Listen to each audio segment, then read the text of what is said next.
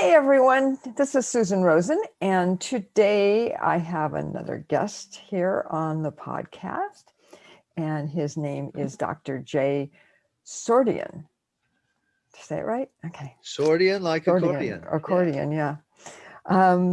And he is a best-selling author of 3 books on brain health, one of which I just finished reading, which was very interesting. And thank you. You can, we'll tell you towards the end on how you can actually get an online copy of it. He's been invited on more than 24 television talk shows as a leading medical expert on ways to prevent dementia. He's been a teacher and clinician for more than 45 years. And maybe at some point we can get him to actually tell us how old he is. You can guess. Treated thousands of unique patients with acupuncture, shiatsu, herbs, homeopathy, nutrition, and functional medicine. So out of curiosity, when you say unique, does that mean different? You're saying thousands of different patients, or? Yes, sometimes people will say that they've seen millions of patients. Oh, but it's actually millions of patient visits. Got it. And it could be the same person every single time, right? That's insider secret. Got it. Okay, that's good to know. I can say millions. I've treated millions. There you go. I could. Absolutely. Yeah. I have no doubt. And he is a consultant and trainer on personality typing systems to improve communication in companies and teams. That's always interesting. And Dr. J's purpose is to help as many people as possible achieve optimal health and vitality so they can fulfill their purpose in life.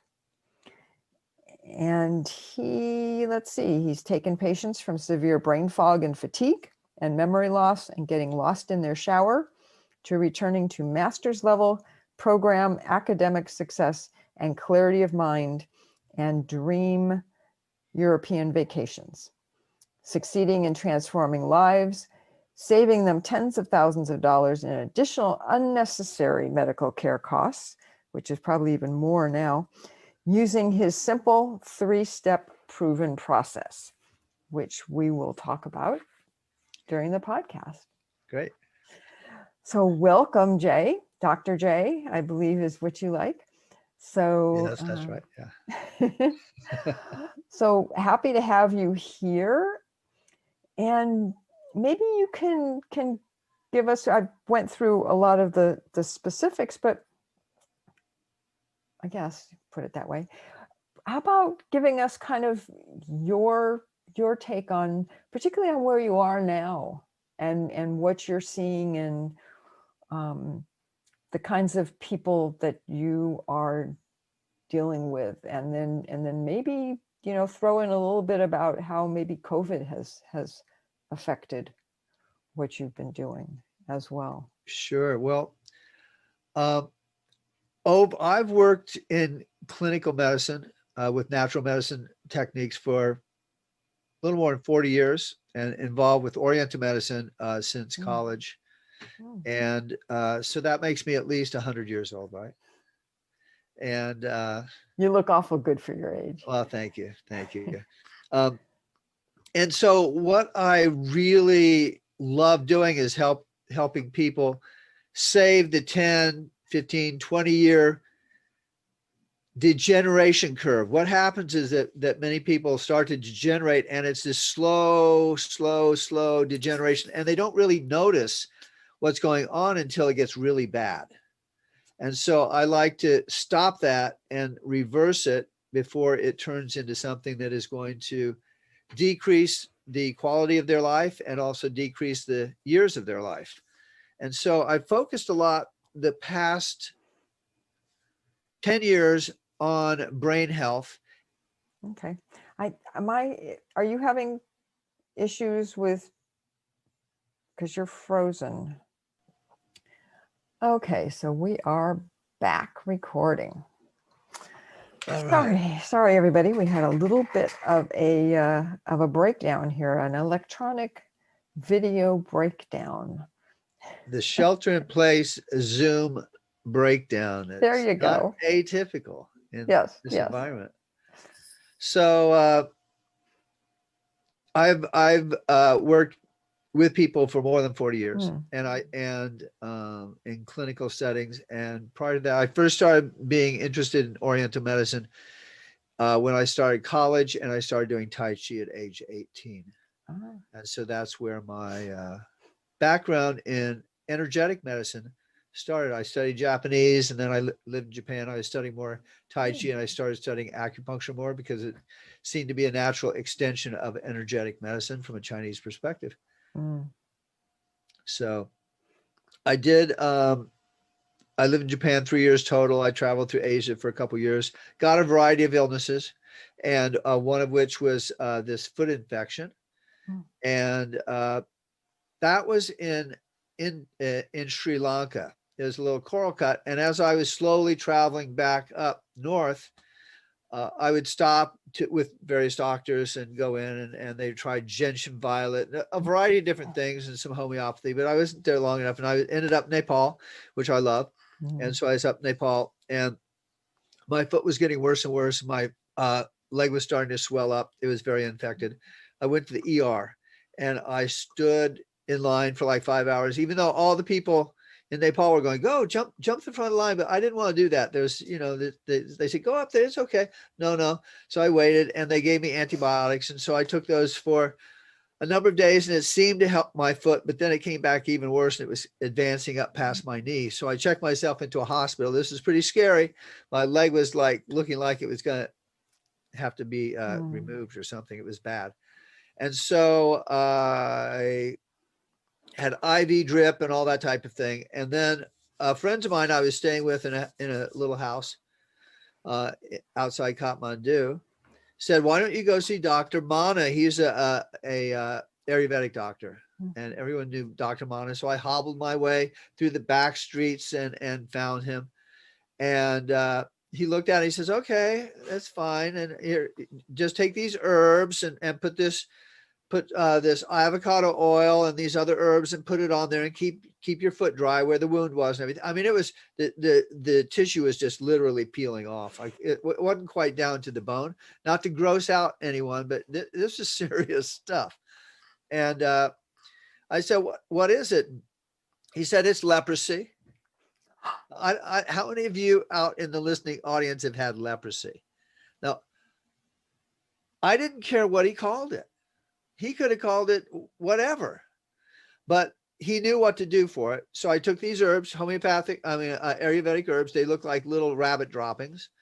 And I put this salve on my foot, and after a month, it was all healed up and it was better. So I understood the power of natural medicine and herbal medicine, and it saved my leg, literally. So there were a variety of things that I had as I was traveling. So, as a doctor, it's actually good to get sick. That's what I feel, because you often learn something about the healing process and what things are going to work and what things don't work. So it can open your mind as to the possibilities of other methods. And that's what it helped do.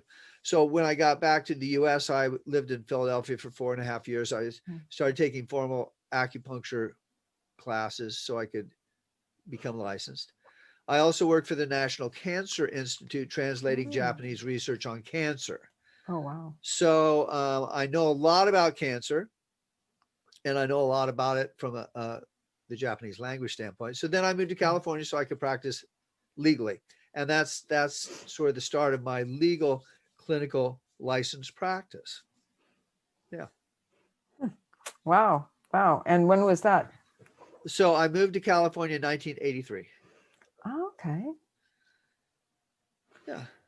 So that was licensure as an acupuncturist. And then there are a variety of other subjects I've studied: the homeopathy, hypnotherapy, herbs, things like that. In California, acupuncturists are trained in Chinese herbs as well as acupuncture. It's part of the licensure. Although technically you don't have to be a licensed acupuncturist to practice herbal medicine. Okay. Yeah. Okay. Do you have to have some kind of a license to practice herbal medicine? No. Out of curiosity? No. Huh. Okay. Interesting. You don't have to have a license to do a lot of things. That's scary, isn't it? Acupuncture, at the time, acupuncture needles were declared experimental devices by the AMA. Oh, okay. And so it was why acupuncture was not recognized as a true medical field, or wasn't recognized for insurance. And I had discovered that when I was working at for the National Cancer Institute in Philadelphia at the Franklin Institute. Mhm. I was doing some research to figure out, well, why isn't acupuncture legal? And I came across this obscure document that was it was some subcommittee of a medical devices committee of the American Medical Association, and they classified acupuncture needles as experimental devices. And so I kind of uncovered this. I have to take credit for it. And then later on, the associations then worked with the AMA to get it declassified as an experimental device, so that acupuncture itself was not considered experimental. So that's kind of how that all played out. But at any rate, things have changed over the last 40 years. Well, yeah. And at that time, there were only 5 states that licensed acupuncture, and now it's 48. There's still a couple holdouts.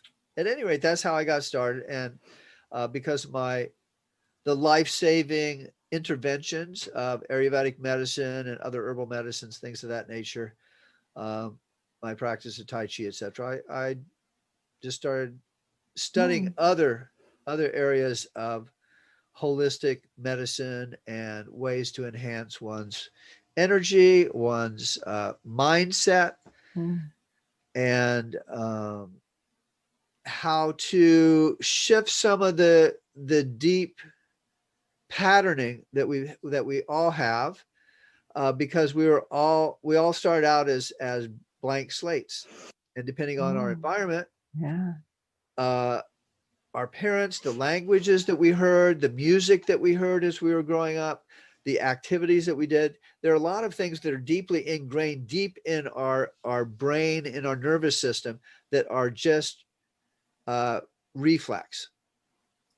And because there's so many things that are so deeply embedded, sometimes we have to undo those in order to reverse some of the other patterns that exist that may cause a health problem or a behavioral problem or a difficulty getting along with other people, things of that nature. So that's why I started really putting more focus on the brain, because it's very fascinating to look at the physiology of the brain and the development of our brains from the embryological standpoint.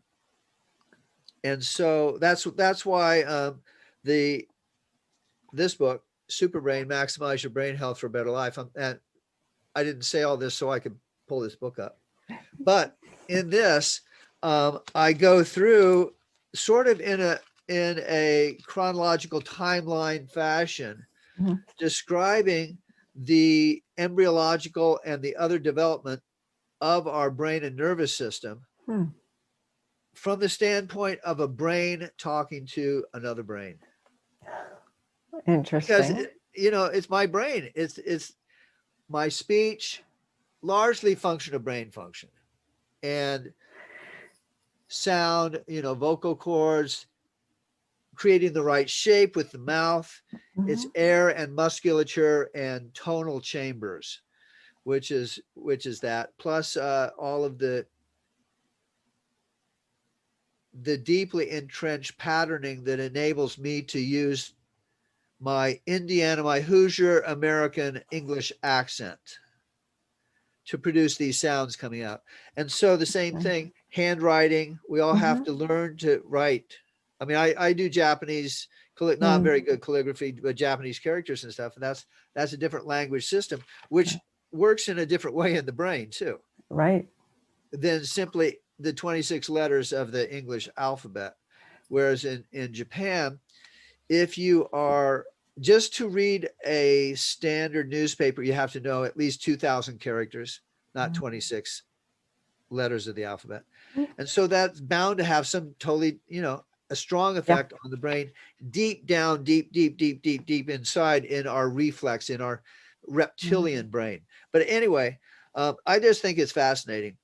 And so that's why I wrote this book in a way that occasionally I will say, no, remember, this is my brain talking to your brain, because we go around as it's just so natural to do what we do, but actually thinking of the physiology and the function that's happening in the moment is astonishing. It's really quite astonishing. Oh, That we can absolutely. actually do what we do. Oh, yeah, for sure. I mean, just the fact that there's information that comes into our eyes, right? That's right. That makes us think that those are real, that what we're seeing is real somehow.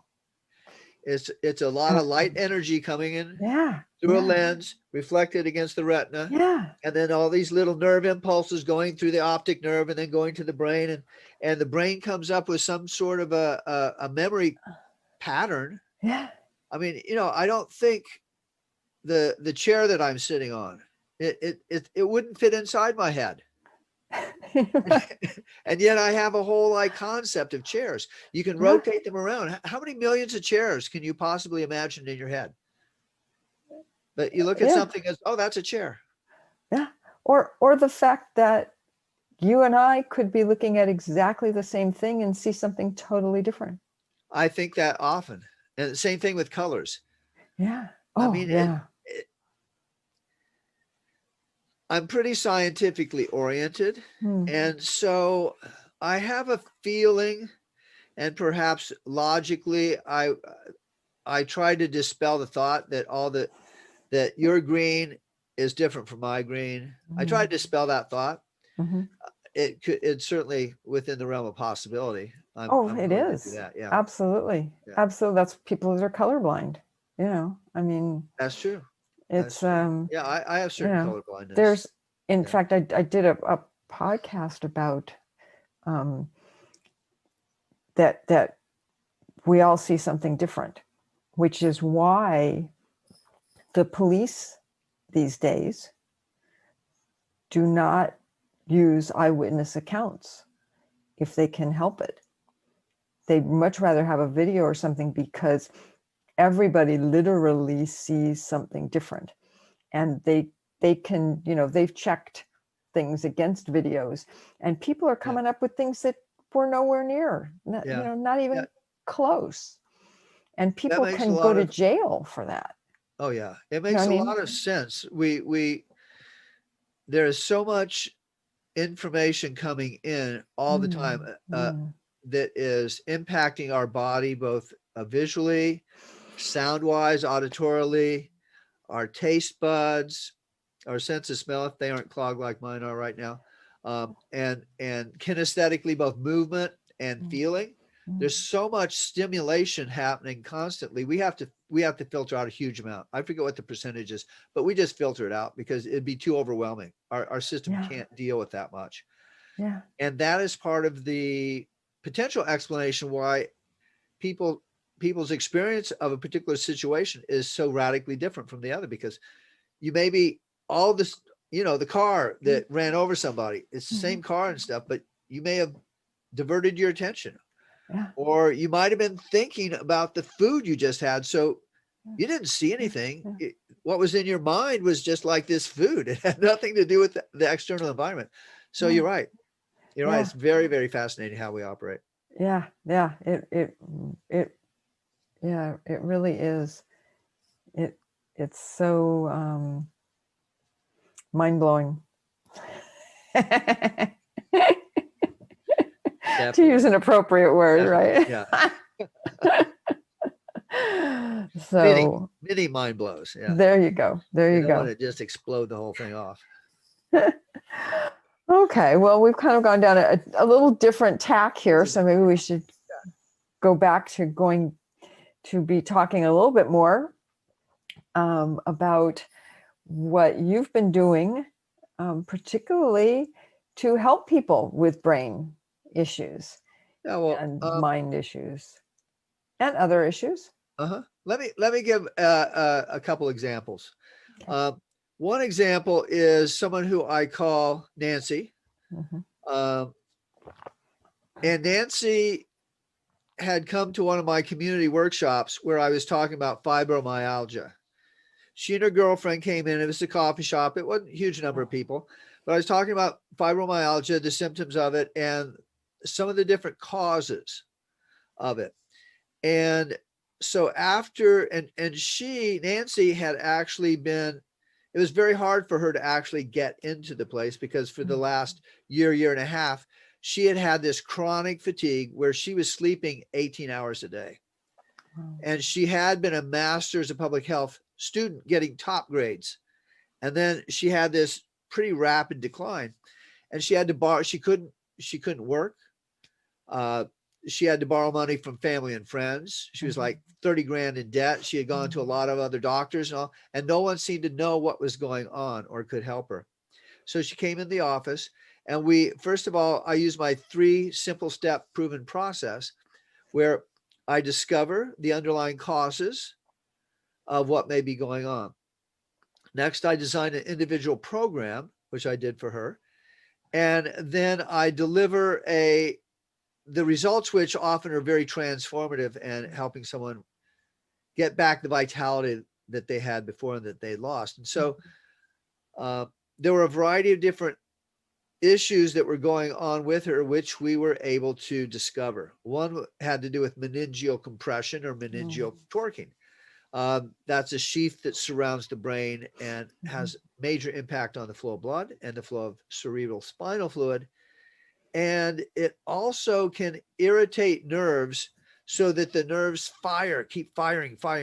And that can be totally exhausting. Yeah, I bet. For someone. Wow. It's just like if you have too much stimulation come in, your whole body shuts down. Yeah.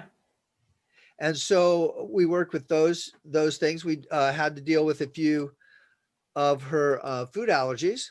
And as a result of that, after and these are some of the people I've worked with.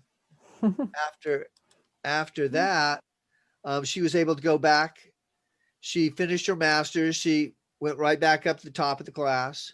She was able to work. She was able to pay off this huge debt to her family, which many of them were just worried that she would eventually just die at a very early age because of this.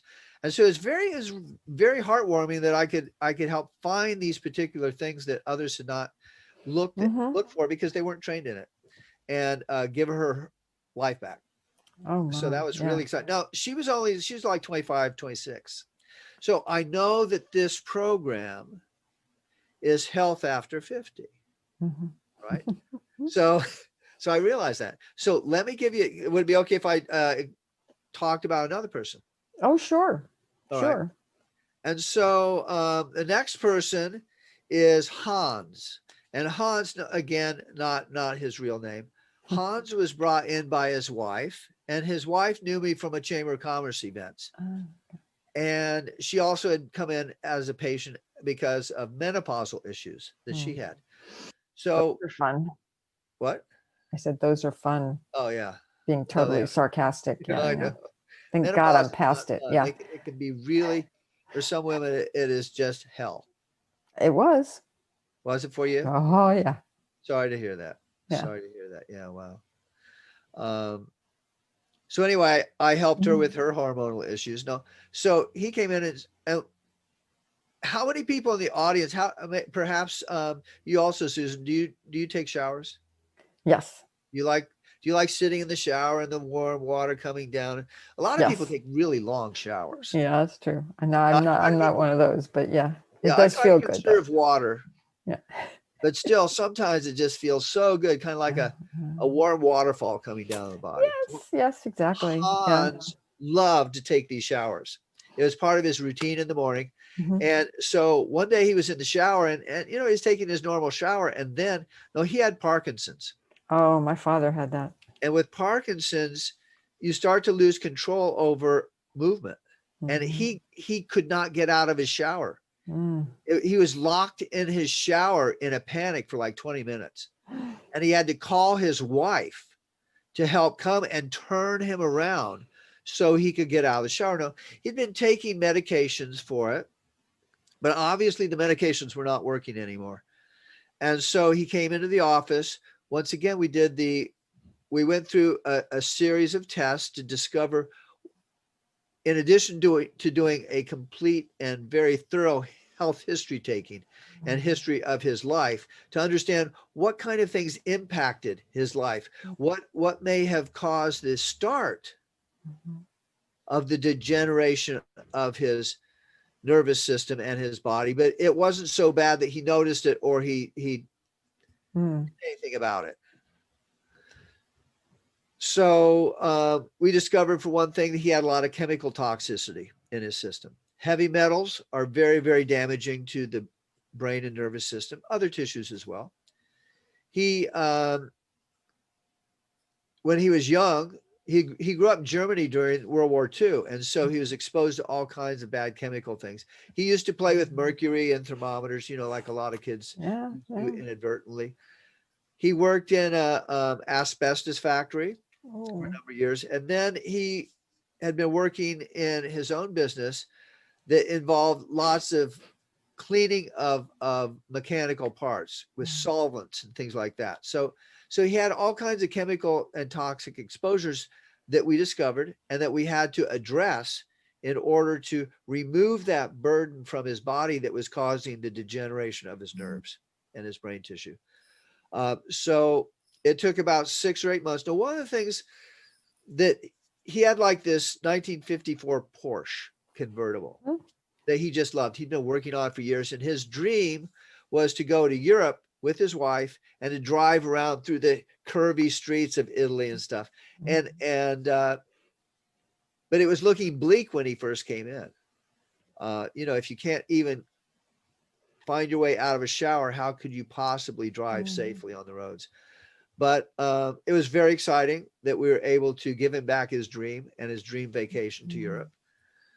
And that was a very transformative experience for him and me. It also like warms my heart to be able to help people in this way when they didn't have even the thought that they would be able to do these things that a disease progression had prevented. And so again, this was, for him, it was at least a 40, 50 year progression, although he had had the Parkinson's maybe 8 years already. And so the progression of the breakdown of his body was caused by one thing after the next. And then it became obvious that something was going on. And oftentimes people, I really think it's better for people to come in before they start noticing symptoms, but most people don't. And Hans was one of those people who it required a real crisis in his life in order to seek the help that he really needed to turn it around. Yeah. No, I know as I said, my father had Parkinson's, and my mother took him for many years to a Chinese acupuncturist, herbalist and acupuncturist. Yeah. And that really did help him for Excellent. a long time. But then he got to a point where it had just kind of taken over. Yeah. But one of the things that I know that he was taking was a gabapentin, which is to help improve the amount of GABA in the brain. But it's actually a reuptake inhibitor, meaning that it keeps the GABA in circulation outside the nerves more, but it actually doesn't increase the amount. And so one of the things that I gave him was a nutrient that actually helps to build GABA, not simply keeping it from Interesting. That was a very important component that his neurologist didn't think of. It's not something that they're trained in doing usually. Yeah. No, absolutely. And this, needless to say, was a long time ago. I'm trying to think. He was diagnosed with Parkinson's in the early to mid 70s. All right. So, and yeah. But it's interesting. I blame it on the pesticide use in Los Angeles when he was a young man. Because they used to just spray it. I'm sorry? No. City of Los Angeles, inside the city downtown. but they used to spray. They used to go Mosquito over abatement or something? something like that. Yeah, I don't Yeah. know, but they just Blanket sprayed, spraying, yeah. blanket spraying of it. And in his family, there were 10 kids, one of whom died fairly young, Wow. but 4 of them ended up with Parkinson's. Brain So, degeneration it's a major issue for a yeah. lot of people. And 1 Yeah. in 3 Americans dies with dementia. Mm, 1 in 3. So scary, it's isn't an it? epidemic, Yeah. Oh, which yeah. is why one of my books is called Outsmarting the Dementia Epidemic. God, I walked right into that one, didn't I? But it's an epidemic, and 1 in Yeah. 8 Americans dies with Alzheimer's. So these Yeah. are huge issues that can suck up a lot of money as Oh well my God. in later years, even beforehand. Yeah. It was like that one woman, Nancy. I think I Mhm. called her Nancy. Yeah. Real person, different name. Um, it in a year and a half, she'd already spent $30,000 just Yeah. both living expenses, but medical expenses, and it didn't help. I mean, obviously it helped her. She was still alive and she ate and rent. But if that had gone on longer, she was tapping out all her resources, and she could have gone to the point of being homeless or even bankruptcy, Mhm. because bankruptcy, medical costs are the biggest cause of bankruptcy Mhm. in the U.S. Especially now. Yeah, and even now, I know a number of people who have parents who have dementia, Alzheimer's, and they're having to go into specialized Mm. care. That's anywhere from on the low end 5,000 to 12,000 a month. Yeah, right. Oh A no. Yeah. month, Yeah. Oh yeah. Yeah. yeah. No, I And know. Yeah. so My dad doing was in something hell. early Yeah. it's more cost effective. Yeah. Yeah. Not to mention the having a better life Oh, oh um, yeah. in the Yeah, the meantime quality as of life. well. Yeah. The quality of life is just, Not only for you, but for those who are caretakers, those around you, because it's oh, really more so. hard on it. Actually, more so for the caretakers, because the person who has it eventually gets to the point where they're not really cognizant of what's going on Yeah, anyways. Um, and that's, yeah.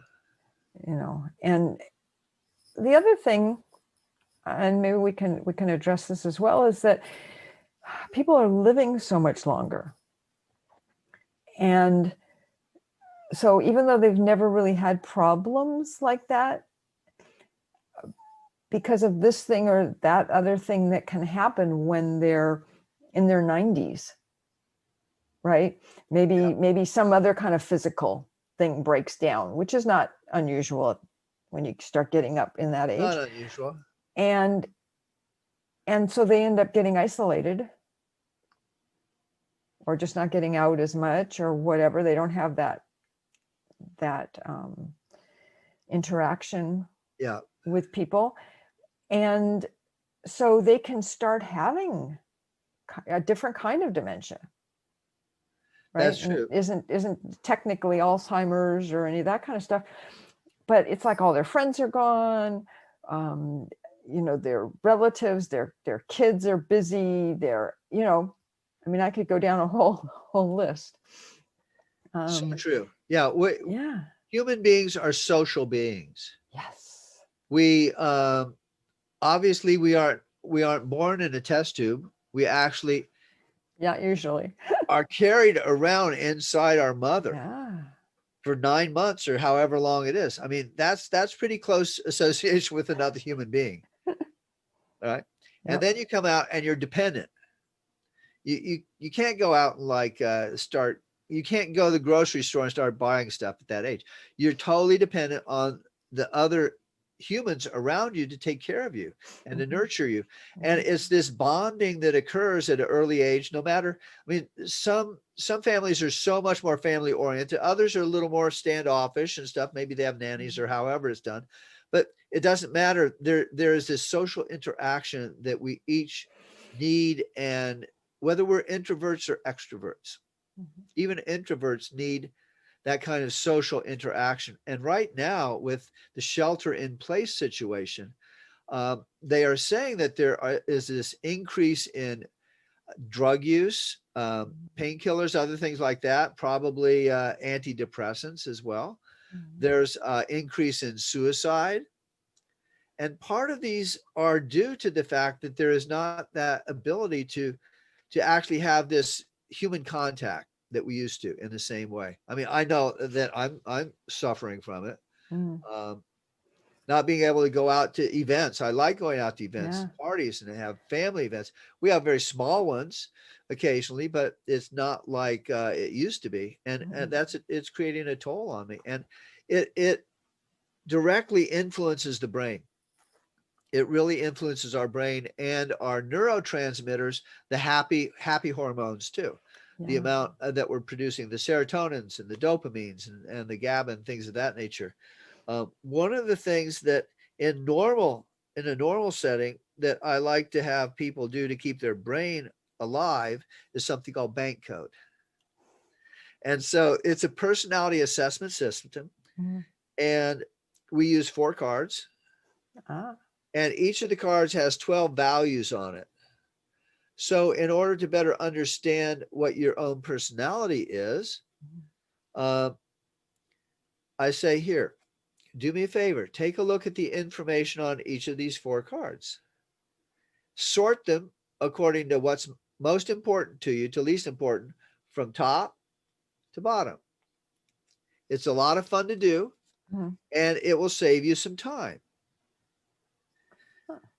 That is a script because it touches upon each of the 4 personality types represented in the cards. I did not invent the script. The woman who invented this, Sherry Tree, came up with that script. But I just recently looked, and if you, the listener, would like to find out what your own personality type is, according to the bank code system, bank isn't the kind of financial institution bank, but this is blueprint. This is action, A. This is nurturing, N, and knowledge, K. Okay. Oh, you can't quite see those very well because of the green just screen. On the last one. Yeah, it's the green. The green one doesn't work very well.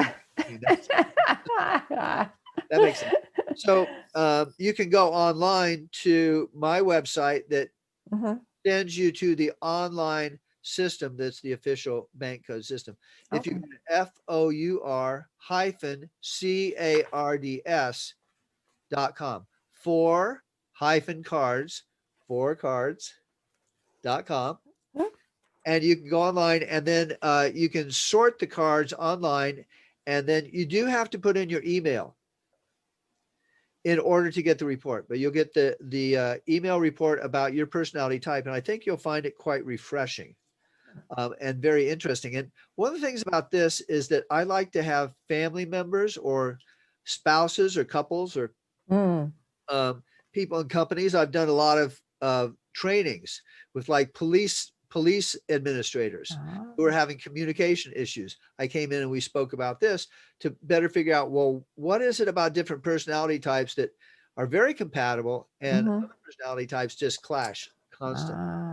And when this has been helpful for me also to better understand my primary personality type. And so that I realize that when I'm with my daughter, I have 2 daughters, and they're each slightly different personality types. Surprise, surprise. And if I speak to them and act in their personality type versus my personality type, it works so much better. It's like mirroring the other person. Everyone knows about mirroring, but this is at a slightly different level.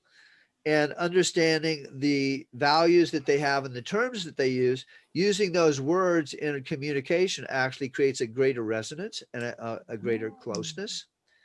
And so if you want to have the report for your loved ones, feel free to do that there as well.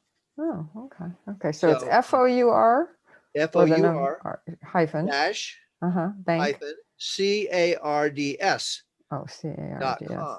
Okay. Yeah. Got it. I thought for some reason I thought And think. so Okay. there was one time I have been on television and I talked about it, Uh-huh. and it was is in Albuquerque, and the topic was how to save your marriage by playing cards. Oh, interesting. Okay. And so this segment is on YouTube. Uh-huh. If you put in Dr. J. Sordean and then Albuquerque, I'm gonna make you figure out how to spell that, because Yeah. Albuquerque is a very interesting word.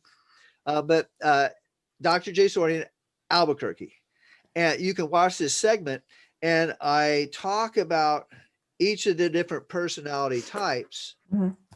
relative to spouses and relative to dating, and how Ah, if you actually better understand the personality type of the person perhaps that you're dating or you're thinking of getting serious with, you will be able to overcome some of the pitfalls, or at least predict where the possible issues may come up, interesting. so that you say, okay, I understand better.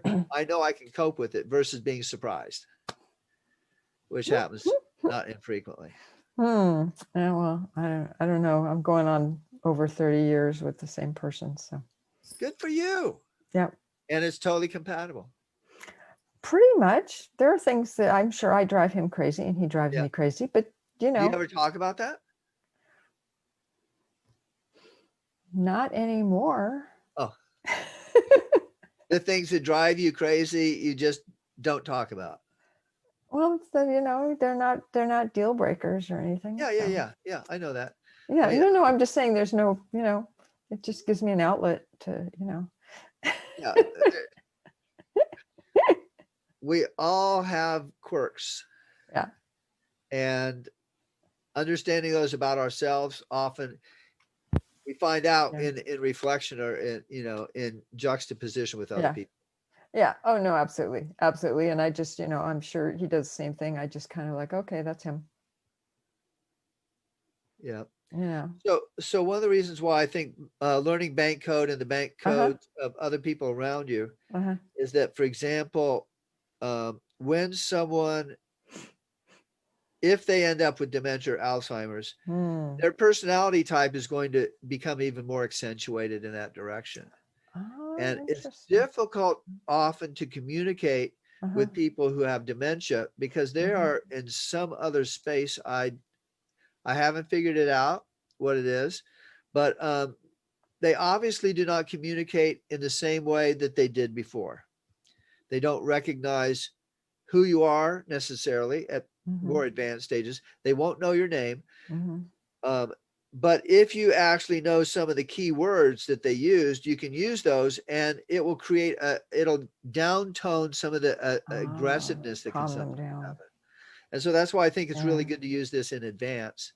And it also lights up your own brain when you're doing this. There's different parts of the brain where you have to like put these different parts together Yeah. in understanding the other person, and that keeps your brain more alive and healthy. Okay, So interesting. it has a Yeah. multi-purpose. Yeah. Well, I don't worry about him getting Alzheimer's. I worry about me more than him. Because he does a lot, and he does a lot with his brain, and it's one of the interesting things, there's a friend of mine who's down in Watsonville, a couple friends, married couple, and he's not doing so well. And she's a professor, and he was also a professor. And one of the things we find in the Alzheimer's and dementia arena is that people who are super smart, it takes longer for people to notice this happening, because they can often hide it because of their brilliance. And so they're like half as smart as they used to be, but that's still pretty yeah, it's probably more than everybody they else can around still them. fake Right? it pretty well, but they're actually degenerating. Yeah. And one of the issues with social connections is that when someone, like for him, when I go down and I visit, we've had lots of conversations over the years, so I know the topics he's interested in. And so he may start a sentence, and after 3 or 4 words, he doesn't know the word. Mm-hmm. And so I can put it in there for him. And then oh yeah. And then he'll go on a little more, and then I'll stick in the next word. But when people are not around people who can do that for them, Mm-hmm. there's this huge social isolation that occurs, partly out of embarrassment, Oh, because totally. they're just embarrassed that they just can't do Yeah. it anymore. And so they just isolate even more. And that is so difficult for us humans as social beings. Yeah. So using this system or other systems, I Uh-huh. think would be really, really helpful. And that's why I integrate it and talk about it in my books as well. Interesting. Yeah. Yeah. Yeah. No, And I'll there's take a look one at last it. thing Yeah. could I talk about? Yes. Go for it. Okay, so let me talk a little bit about one more patient who I saw, and it wasn't someone with dementia, but she came into one of my workshops. Can you just change your background a little bit? I keep getting all these Thank you, heads bobbing and thank you, weaving behind you, including thank you. your younger one. Yeah. Let's change it to this one because this There is you go. okay. Okay. So, um, so this patient had hip pain, and she was retiring from an animal shelter after being there for like 40 years working there. Wow. Loved animals, but she had this hip pain that had been going on for like 25 or so years, and it really made it difficult for her to like walk the animals, things of that nature. So she retired, and she was anticipating a very sedentary retirement. So she came into one of my talks. Again, this was about fibromyalgia and chronic pain, and I was doing some testing, which is like the discover part of my 3-step process, where we discover what may be an underlying cause of the problem before we design the program and then deliver the results. So I had her lie on a library table that was padded slightly, Mm-hmm. and I did the testing for meningeal compression. Mm-hmm. And she got up, and before she got up, I had her walk around and rate how bad her pain was. And it was like an 8. It was, and you could see she was limping around. Wow. And so she got off the table and she started walking, and there was no limp. And she's walking around the library, and she just had this excited look on her face, just like Uh-huh. she's Yeah. going, I have no pain. I can't believe it. 25 years, I have no pain. And so from that, I knew that meningeal compression was a component of what was going on with her hip. Mm-hmm. It may not have been everything, Mm-hmm. but it was certainly an undiagnosed cause of something. So she came in for a number of more visits, and after about 3 weeks, she was still doing it, but she would get a little better, and then she'd regress a little bit. And so it's a step-by-step process of building upon the progress. And after about 3 weeks, she came in and she said, it's very interesting. Over the weekend, I suddenly realized that I could smell again. It had been like 20 years that she couldn't smell anything. Mm-hmm. And she said, yeah, it was really great. There were all these great smells, but on the other hand, there were some smells I wish I didn't have to smell. We all know some of those. I certainly, I can produce some of those smells myself. Confession. But so why I bring this up, and this picture here is a picture of the nose and the olfactory nerve right up here, olfactory nerve. Okay. And the olfactory nerve is the nerve that feeds the impulses of smells into the brain. And the olfactory nerve and the sense of smell is one of the oldest and most primitive and most important senses that we have. That makes Because sense. why do you think? Why do I think? Uh-huh. Because you can smell smells that you're used to, that and if you smell things that you don't know, that can give you some idea that there's something or somebody around that you need to either figure out or run away from real fast. Yeah. And the same with other smells that you know you don't want to be around. Exactly. I mean, that's a big deal. That's why you watch animals and the first thing they're doing is smelling around. That's right. Yeah. They're constantly smelling. It's a Yeah. very powerful sense that also tells us if something is dangerous or deadly if we eat it, Ah, okay. Yeah, that makes right? sense. Yeah, And yeah. so, you Or go, if it's already dead, also. right, Yeah. right. And so it's a very powerful survival mechanism. It's also, the pheromones and things like that are Mhm. also very key to propagation of the species. Let's put it that way. Oh, yeah. Yeah. And so one of the fascinating things in the Alzheimer's and dementia arena is that we know that the olfactory nerve replicates itself very quickly. It's one of the nerves of the central nervous system of the brain. Mhm. And if it starts not replicating properly, this is already giving us a hint that the nervous system is starting to degenerate. And Okay. so there's actually in one of the programs that I have a smell test that is part of it, where you actually smell 10 different things, you Mhm. discern what the smells are. And if you get enough of them right, that it does indicate that your sense of smell has not degenerated. So it's like an early predictor of Oh, early brain degeneration. okay. And Okay. there's also a test, there's this peanut butter test where you bring in a peanut butter from at a 45-degree angle to each nostril, and you see if you Huh. can smell it. But it's fascinating because there are very few simple diagnostic tests that will give someone the idea of whether or not their brain is degenerating way before they start having Maybe I symptoms, should take that. or it can be reversed. Yeah.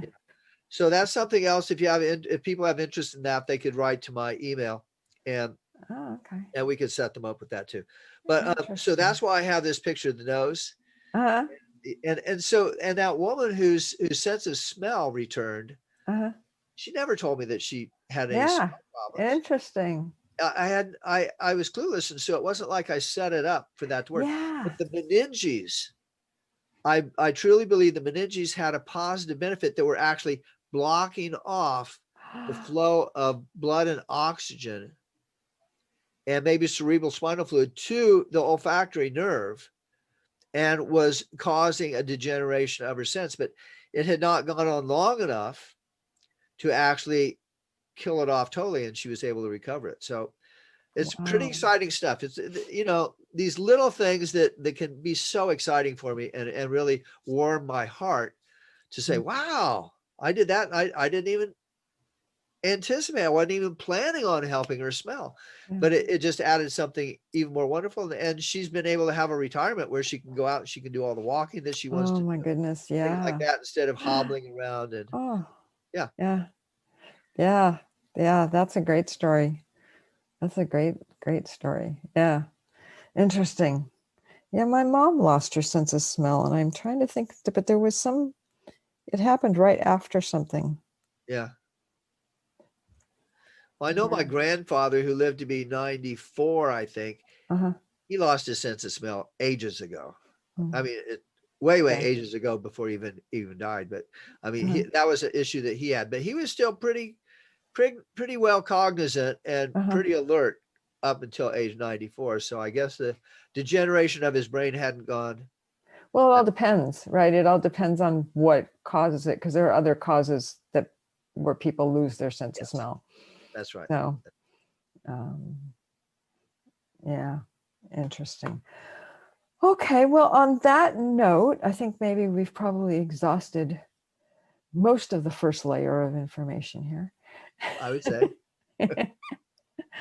Probably a good time to wrap up.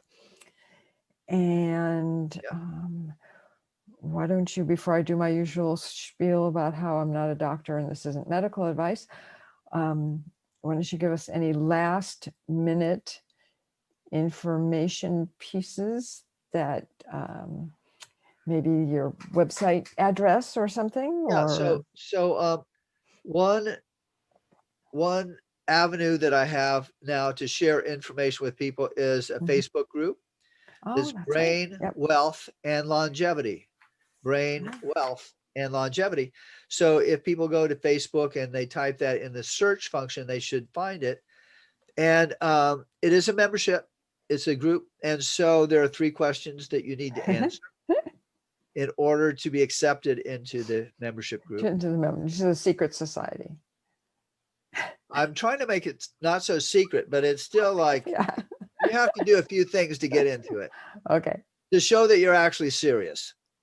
Got And it. inside, I have a number of videos that talk about different health tips, as well as things that can help you with improving your brain and maintaining your nervous system. Particular kinds of exercises that are very simple, ones that I have developed, but also ones that I have learned from my Tai Chi masters of, many years. Yeah. So it's really fun. It's great group of people. And Okay. so I would encourage people to go there. And this is what the banner looks like right now behind me. Ah, okay. Ignore and neglect your brain now, risk losing family, memories, and wealth and life forever, which I think is actually pretty accurate.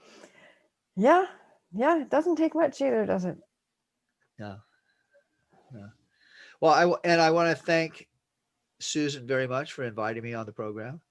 And I hope that the listeners are listening to all of her podcasts. They all have great nuggets of wisdom. Thank you. And things that will help enlighten them and make their life lighter. I try, You succeed.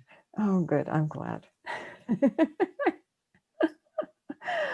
So, okay. So my last little thing as usual is that I am not a medical doctor. This is not to be seen as medical advice.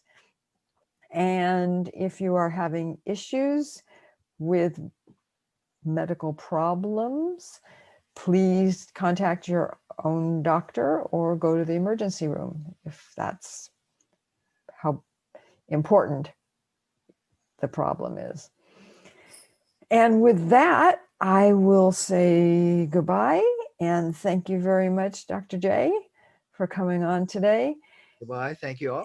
And I will see all of you next week.